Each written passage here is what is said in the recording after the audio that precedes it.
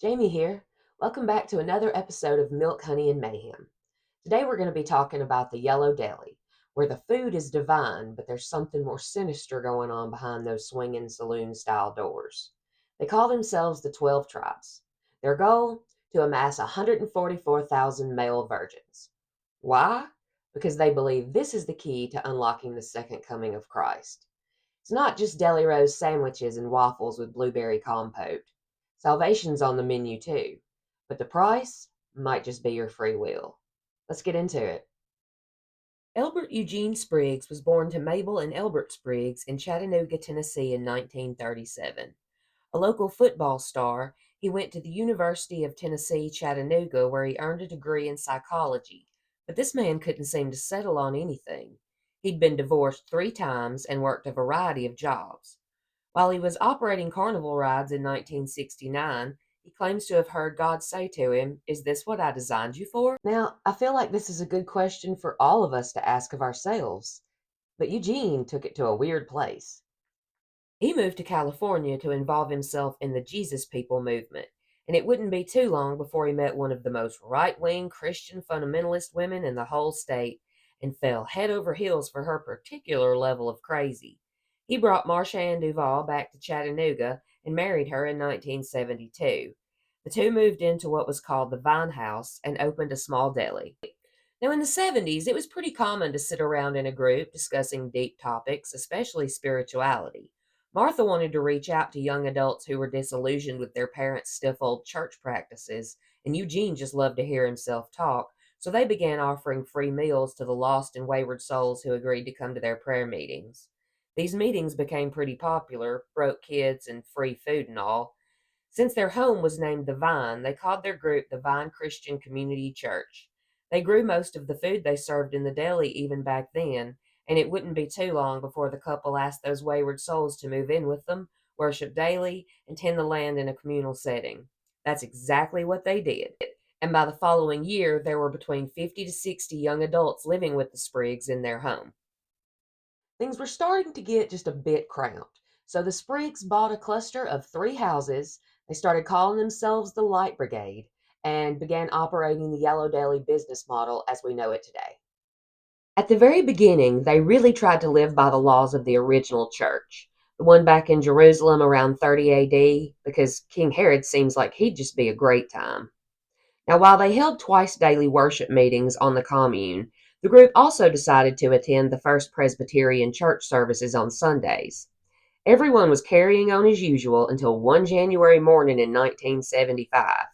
The group showed up to the church to find a sign taped right to the stained glass window of the door saying that morning's services were canceled because the pastor wanted to watch the Super Bowl. His favorite team was playing that year.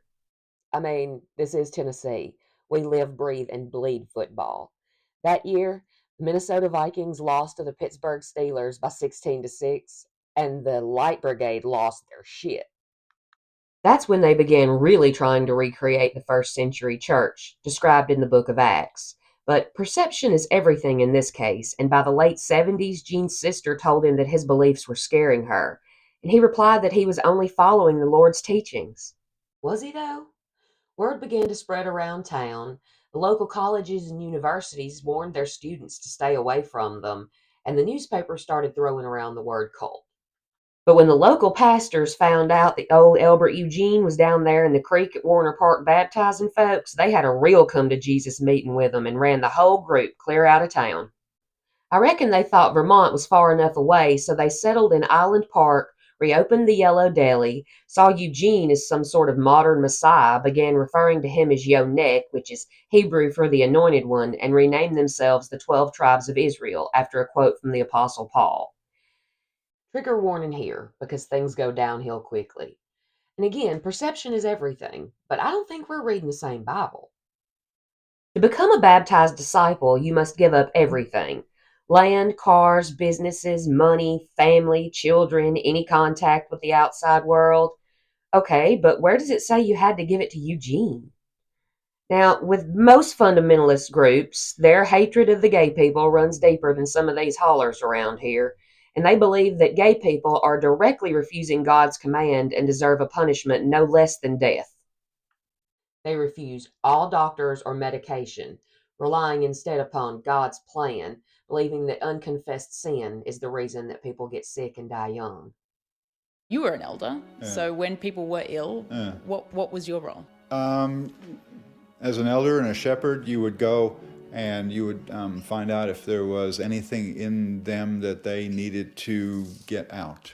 Like what? And you could call that confessing your sins. You'd been watching pornography. You had, I don't know, you'd been mean to your wife, or you'd been insubordinate to your husband. You'd hit your children too hard. And that would be causing the illness, would be the Yeah, absolutely, yeah. But if someone's seriously ill... Then we would pray for them. We didn't say you couldn't go to the hospital, but it had to get to a point of urgency where there's some danger. I know of a girl who almost died, and by the time they got her there and they got her a blood transfusion, she was nearly gone. So does an elder get to make that call? Elders, you're going to, when it gets sort of critical, like in a birth, we would always have a gopher guy with a vehicle that was fully petroled up and the keys in his hand, and he knew where the hospital was. That reluctance is dangerous. It takes you too close to the line. But that's how we did it. We were all in. We actually were believing that he was going to come through. By he, Han means God. And when he didn't come through, then generally it's your fault. They believe that women were created solely to be helpers to men. Girls are allowed no identities of their own. If a woman finds herself giving birth on the commune with another woman playing midwife, of course, she's not allowed so much as a Tylenol, because they firmly believe that the pain of childbirth is women's atonement for Eve's original sin. They don't believe in birth control either, so the babies start coming.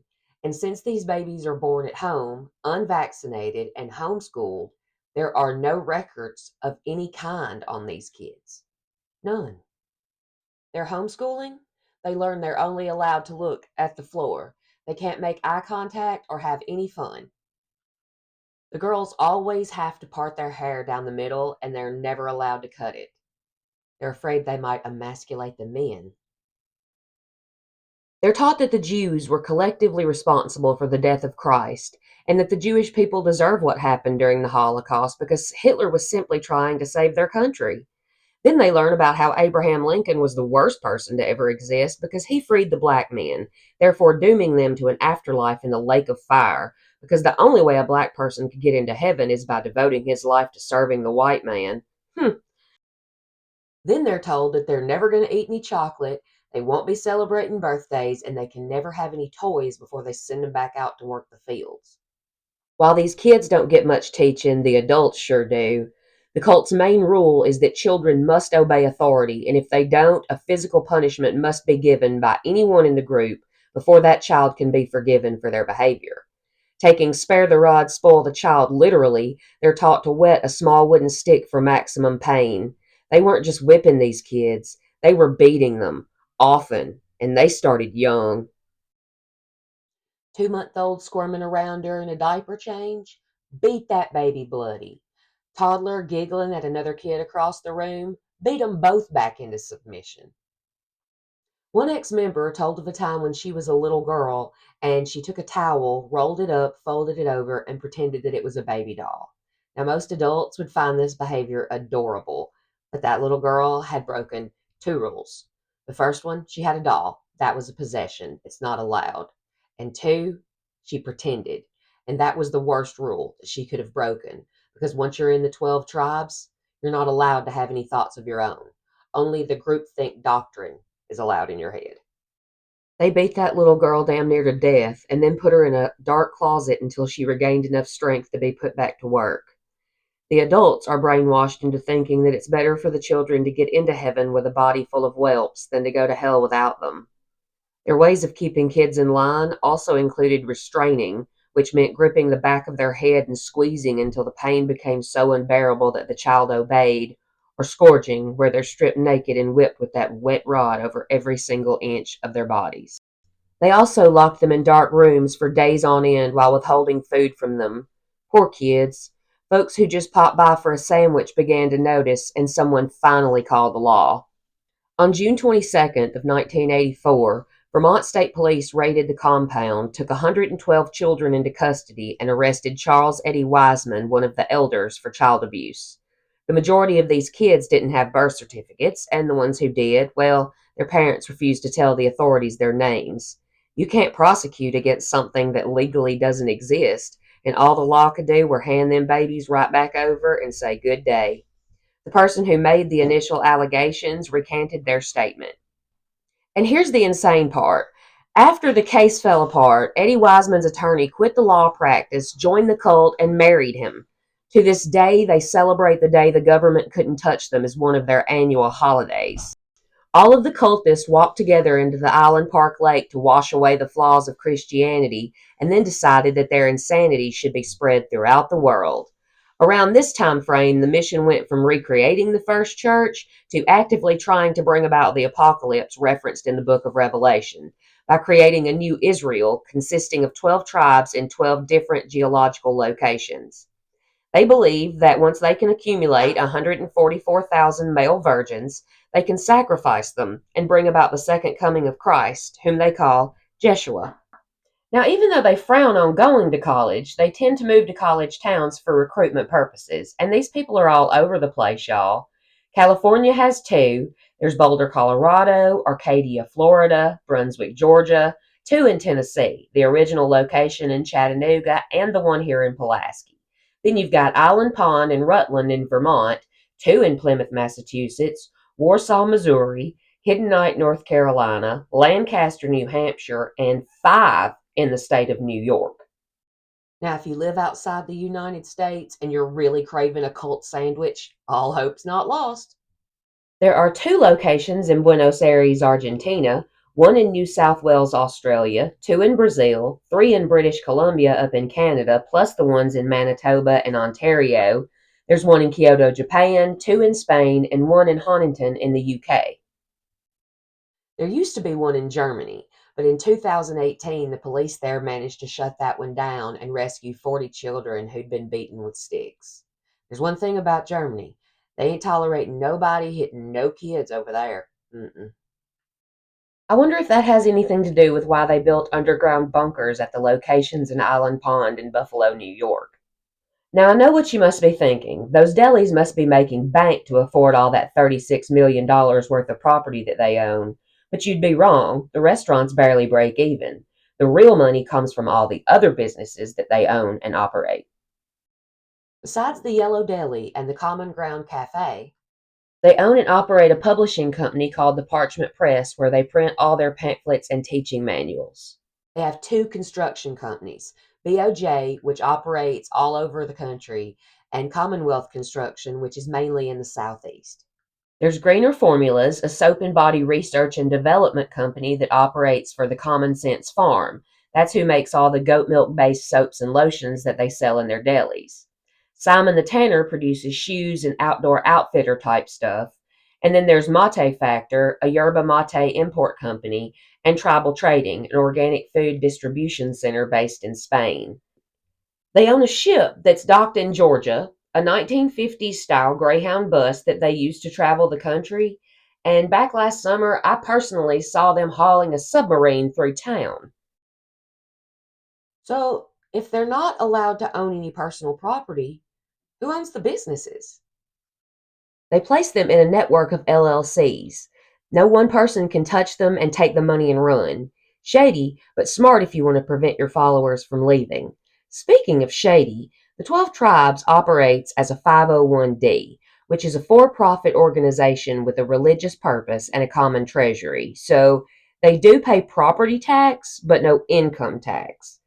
Now just imagine these kids that are raised up in the cult. They've never had any access to the internet, television, newspapers, books, music, or any lick of fashion sense. They've worked their entire lives and have nothing to show. But despite all that, as these kids start becoming young adults, they somehow know that what's going on around them is bullshit, and they start talking to the FBI. Here's where it gets wild, y'all. They consider all of their properties to be a separate nation. They have that whole sovereign citizen thing going on, and they police their own. The kids are taught to hate the government and how to respond if they're ever questioned. And they're also taught the curse of Ham, which is the vilest biblical interpretation of racism that only two other groups teach their followers: the KKK and the Westboro Baptist Church. At each commune, there's a machine that you can slide the cash into, and it removes the metal strip inside because they believe that those strips are tracked by the satellites. When a married couple celebrates an anniversary, they get to pick one person from the community for a threesome. The tribes have ritual ceremonies once a month where bread is broken. The kids are given enough alcohol to knock them out so the adults can have all-night orgies. Hepatitis and herpes are all over the cult, and that bread they break before the orgies, yeah, it's got LSD and hallucinogenic mushrooms baked right in there with the yeast and the flour. Members of the different communes go on regular drug runs to the compound in Hiddenite, North Carolina. Now, for as much freaky sex as the adults were having, they weren't teaching the kids anything but abstinence. Even holding hands at 13 could get your ass married real quick. There was an incident back in 2006 where some of the young men got so pent up that they started fucking the farm animals. Eugene found out and ordered all the boys to execute the animals that were now impure. They ended up having to put down 30 sheep, multiple cows and goats, and one chicken. After that, Eugene implemented a masturbation schedule for the young men, but imagining anything while doing so was still forbidden, so it was taught as a mechanical release only. Now, somehow, despite all of this, these people keep dodging responsibility for their crimes. The commune in Boulder, Colorado was responsible for starting the Marshall Fire in 2022 that destroyed over 6,000 acres and over 1,000 homes. The authorities ruled it as accidental. While they were doing that investigation, though, they found over 1,000 images of child porn in the possession of 50-year-old Ron Williams. That one might actually stick, but it won't affect the 12 tribes as a whole at all.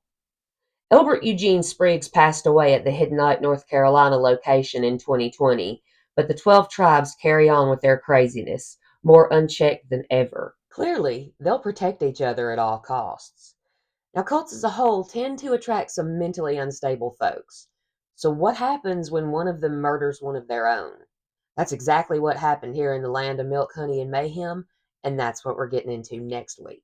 So y'all be sure to hit the subscribe button down below, click that little bell over there so you get notified as soon as it drops, and in the meantime, tell me down below in the comments, have you ever eaten at the Yellow Deli?